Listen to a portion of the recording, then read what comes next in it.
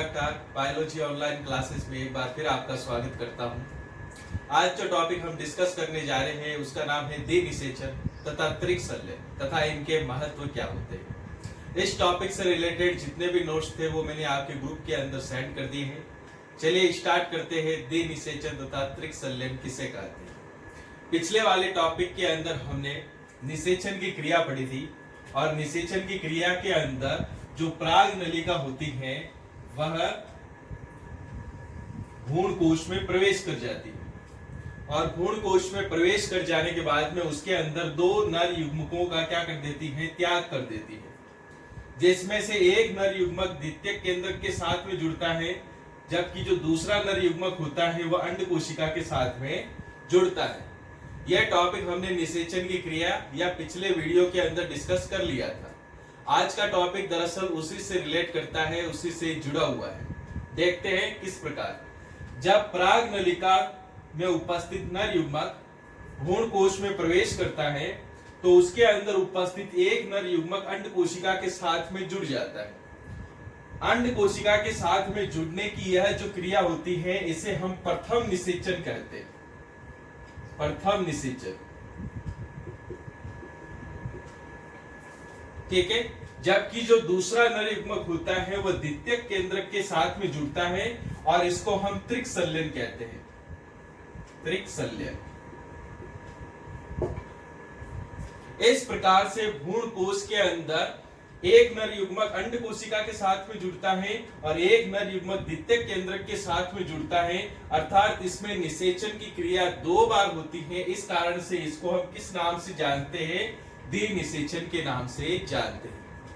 द्विनिषेचन के बारे में सर्वप्रथम बताने वाले जो वैज्ञानिक थे उनका नाम था नोवासची और उन्होंने लीलियम पादप के अंदर यह सबसे पहले द्विनिषेचन की क्रिया को देखा था। लीलियम प्लांट कैसा होता है, उसका फ्लोर किस प्रकार का होता है, ये डायग्राम आपके सामने आ रहा है। इस प्रकार से द्विनिषेचन तथा त्रिकशल्यन की क्रिया विधि होती है। द्विनिषेचन और त्रिकशल्यन का महत्व क्या होता है? दरअसल जब निषेचन की क्रिया होती है या द्विनिषेचन की क्रिया होती है तो उसमें से एक नर युग्मक अंड कोशिका के साथ में जुड़ता है और अंड कोशिका के साथ में जुड़ने के कारण यह नर युग्मक किसका निर्माण करता है? भ्रूण का निर्माण करता है। यानी अंड कोशिका और नर युग्मक आपस के अंदर जुड़कर किसका निर्माण करते हैं? भ्रूण का निर्माण करते हैं। और भ्रूण आगे जाके किस प्रकार से बीज में परिवर्तित होता है ये हम नेक्स्ट आने वाले वीडियो के अंदर देखेंगे। और जो दूसरा नर युग्मक होता है वह त्रिकशल्यन की क्रिया के द्वारा भ्रूण कोश का निर्माण करता है। किसका निर्माण करता है? भ्रूण कोश का निर्माण करता है।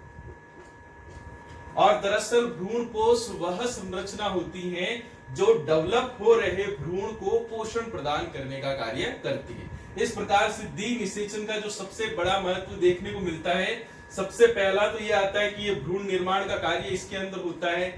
सेकंड चीज इसके अंदर आती है कि त्रिकशल्यन की क्रिया इसके अंदर होती है जिसके कारण से भ्रूण कोश का निर्माण होता है और यह भ्रूण कोश बनने वाले भ्रूण को पोषण प्रदान करने का कार्य करता है। इस प्रकार से द्विनिषेचन और त्रिकशल्यन की क्रिया होती है। नेक्स्ट हम जो टॉपिक देखने वाले हैं उस टॉपिक का नाम है भ्रूणपोष। ये भ्रूणपोष क्या होता है, कितने प्रकार का होता है और कैसे इसका निर्माण होता है। नेक्स्ट जो टॉपिक हम लेने जा रहे हैं उसका नाम है भ्रूणपोष।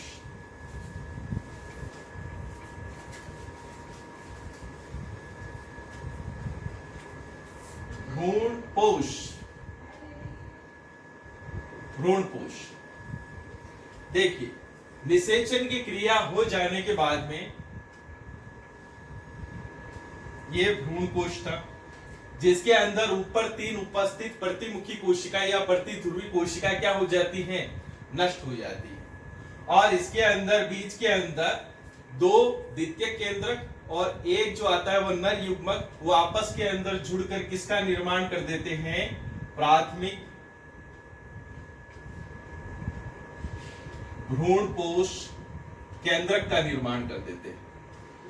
यानी बीज के अंदर कौन उपस्थित होता है? प्राथमिक भ्रूणपोष केंद्रक उपस्थित होता है और नीचे लगातार कौन वृद्धि करता रहता है? भ्रूण वृद्धि करता रहता है।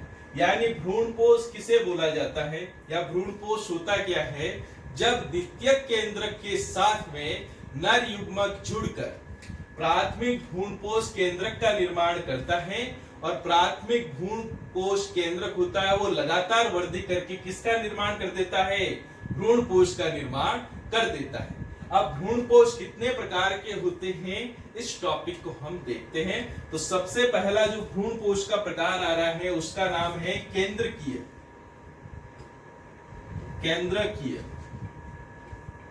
भ्रूणपोष। केंद्रकीय भ्रूणपोष, देखिए केंद्रकीय भ्रूणपोष क्या होता है।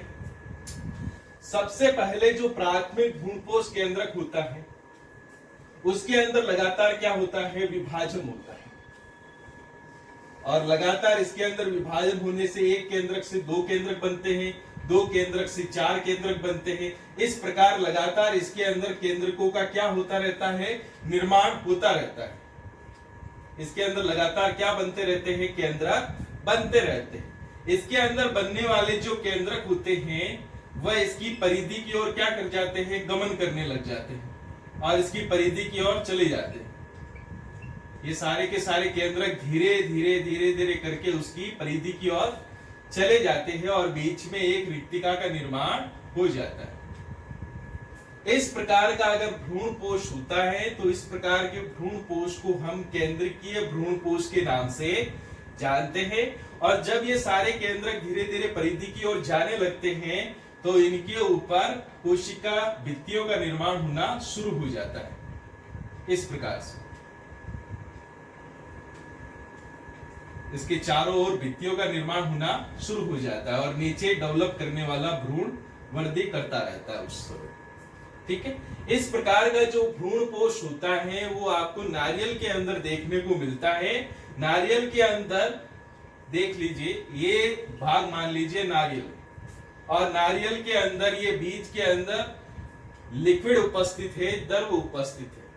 जो द्रव उपस्थित है वो किस प्रकार का भ्रूणपोष हो जाएगा? द्रवित प्रकार का भ्रूणपोष हो जाएगा जिसके अंदर क्या उपस्थित है? केंद्रक उपस्थित है। इस प्रकार के केंद्रक जब कहां पे गमन करते हैं? परिधि की ओर गमन करते हैं। ये केंद्रक कहां गमन करते हैं? परिधि की ओर गमन करते हैं। तो उनके चारों ओर किसका निर्माण होना शुरू हो जाता है? भित्तियों का निर्माण होना शुरू हो जाता है। भित्तियों का निर्माण होना शुरू हो जाता है जिसके कारण से उसके अंदर व्हाइट प्रकार की गिरी का क्या होता है? निर्माण होता है। इस प्रकार से नारियल के अंदर जो पानी होता है वो द्रवित प्रकार के भ्रूणपोष का उदाहरण है और उसके अंदर जो सफेद रंग की गिरी होती है वह ठोस प्रकार के भ्रूणपोष का प्रकार होते हैं। ये टॉपिक हमने 11th के अंदर भी मेरे को पूछा गया था और 11th के अंदर मैंने इसको समझाया भी था और मैंने बताया भी था कि 12th के अंदर ये टॉपिक आपकी विस्तार से, मुझे उम्मीद है कि आज ये टॉपिक आपको अच्छी तरीके से समझ में आ गया होगा। केंद्रकीय भ्रूणपोष के अंदर जो केंद्रक होता है वो लगातार उसके अंदर क्या होता है? विभाजन होता है। विभाजन होने के बाद में वो परिधि के ऊपर जाता है और परिधि पर जाने के कारण से बीच के अंदर रिक्तिका का क्या हो जाता है? निर्माण हो जाता है। जब ये केंद्रक भित्तियों परिधि की ओर जाता है तो उसकी चारों ओर भित्तियों का निर्माण होना शुरू रह जाता है जिसके कारण से एक ठोस पदार्थ का क्या हो जाता है? निर्माण हो जाता है। और इस प्रकार का भ्रूणपोष किस नाम से जाना जाता है? केंद्रकीय भ्रूणपोष के नाम से जाना जाता है। सेकंड जो आपके भ्रूणपोष आ रहा है उस भ्रूणपोष का नाम है कोशिकीय भ्रूणपोष। सेकंड जो आपका भ्रूणपोष आ रहा है उसका नाम है कोशिकीय भ्रूणपोष।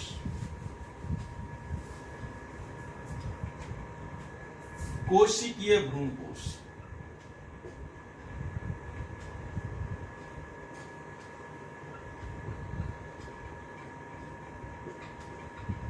कोशिकीय भ्रूणपोष में किस प्रकार से होता है? जैसे कि यह भ्रूणपोष हो गया, भ्रूणपोष के सेंटर के अंदर कौन उपस्थित है? प्राथमिक भ्रूणपोष केंद्रक। ठीक है,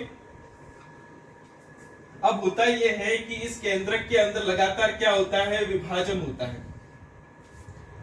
इसकी विशेषता यह होती है कि जब इसके अंदर विभाजन होता है तो इसके साथ साथ इसके अंदर भित्तियों का निर्माण होना भी क्या रहता है, प्रारंभ रहता है। जैसे कि एक केंद्रक से कितने केंद्रक बन गए, 2 केंद्रक बन गए, तो साथ साथ में इसके अंदर किसका निर्माण भी होगा, भित्तियों का निर्माण भी होता है और भ्रूण नीचे वृद्धि करता रहता है। आगे जाके वापस से केंद्रक के अंदर क्या होता है, विभाजन होता है और विभाजन होने से केंद्रक बनते हैं नए, और इसके साथ साथ में किसका निर्माण भी होता रहता है, भित्तियों का निर्माण भी होता रहता है। अर्थात केंद्रक विभाजन के साथ साथ अगर भित्तियों का निर्माण भी होता रहे साथ साथ में, तो इस प्रकार का भ्रूणपोष क्या कहलाता है, कोशिकीय भ्रूणपोष कहलाता है। और कोशिकीय प्रकार का जो भ्रूणपोष आपको देखने को मिलता है वो आपको धतूरे के पादप के अंदर देखने को मिलता है ना। नेक्स्ट और सबसे अंतिम प्रकार का जो भ्रूणपोष होता है उसका नाम है हेलोबियम भ्रूणपोष। अंतिम प्रकार का जो भ्रूणपोष का प्रकार आता है उसका नाम है हेलोबियल भ्रूणपोष। हेलोबियल भ्रूणपोष, हेलोबियल भ्रूणपोष। हेलोबियल प्रकार का जो भ्रूणपोष होता है वो दोनों प्रकार के भ्रूणपोष का क्या होता है, मिक्सर होता है। मतलब उसके अंदर केंद्रक विभाजन भी होता है और भित्ति का निर्माण भी देखने को मिलता है। कैसे, जैसे कि ये सेंटर के अंदर क्या आ गया, प्राथमिक भ्रूणपोष केंद्रक, ठीक है। अब इसके अंदर होता है क्या, सबसे पहले केंद्रक का विभाजन होगा। केंद्रक के विभाजन के कारण से इसके अंदर 2 केंद्रकों का निर्माण हो जाएगा, एक केंद्रक ये रहा, एक केंद्रक ये रहा। लेकिन इसमें भित्तियों का निर्माण भी होता है जिसके कारण से एक छोटी कोशिका बनती है और एक बड़ी कोशिका का क्या हो जाता है, निर्माण हो जाता है। नेक्स्ट स्टेप के अंदर ऊपर वाली जो कोशिका होती है उसका जो केंद्र होता है उसके अंदर स्वतंत्र विभाजन देखने को मिलता है, लेकिन भित्तियों का निर्माण इसके अंदर नहीं होता है। मतलब ऊपर वाली छोटी वाली कोशिका के अंदर केंद्रक का विभाजन तो होगा लेकिन भित्तियों का विभाजन नहीं होता है। और नीचे वाली जो कोशिका होती है उसके अंदर केंद्रक विभाजन के साथ साथ भित्तियों का निर्माण भी क्या होता है, साथ साथ ही देखने को मिलता है। इस प्रकार से, ठीक है। तो इस प्रकार का जो भ्रूणपोष होता है इसको हम हेलोबियल भ्रूणपोष कहते हैं। और हेलोबियल प्रकार का जो भ्रूणपोष होता है वो आपको एक बीजपत्री पादप होते हैं उसके अंदर देखने को मिलते हैं। इस प्रकार के जो भ्रूणपोष होते हैं या जितने भी प्रकार के जो भ्रूणपोष होते हैं उनका एक मुख्य कार्य यही होता है कि जो डेवलप करने वाला, नीचे जो डेवलप करने वाला भ्रूण है उस भ्रूण को डेवलप करते समय पोषण प्रदान करना। नेक्स्ट जो टॉपिक हम देखने वाले हैं उसका नाम है भ्रूणपोष के कुछ महत्वपूर्ण कार्य। तो सबसे पहला जो इसका कार्य आता है भ्रूणपोष का, कि भ्रूणपोष के अंदर कार्बोहाइड्रेट उपस्थित रहता है, प्रोटीन उपस्थित रहता है तथा वसा उपस्थित रहती है। ये तीनों इसके अंदर उपस्थित रहने के कारण से जो भ्रूण होता है उसका बहुत अच्छी तरीके से क्या हो पाता है, पोषण हो पाता है। दूसरा सबसे महत्वपूर्ण इसके अंदर जो देखने को मिलता है भ्रूणपोष के अंदर, कि इसके अंदर कई बार चुस्कान पाए जाते हैं इस प्रकार से।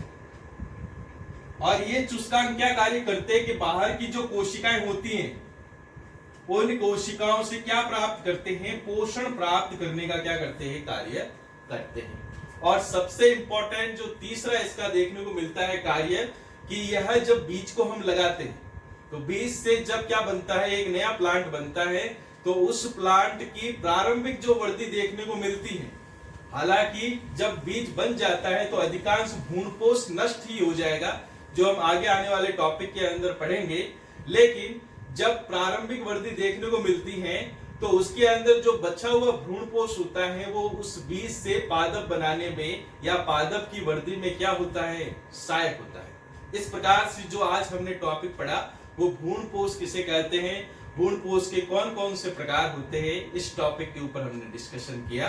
मुझे उम्मीद है आज का वीडियो आपको अच्छी तरीके से समझ में आ गया होगा।